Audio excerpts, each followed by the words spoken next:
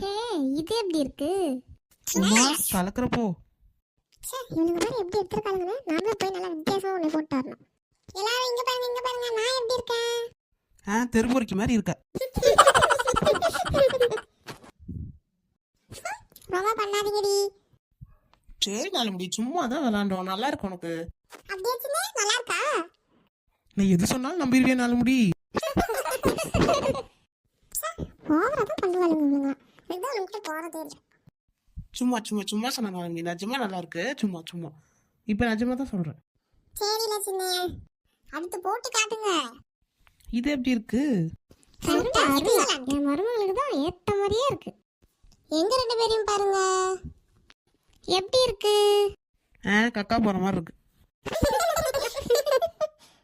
ஏன் அப்படி சொல்ற? அங்க பாரு, என் மாமியா கலை வேற சிரிக்குது. பின்ன என்ன, புடவை கட்டினா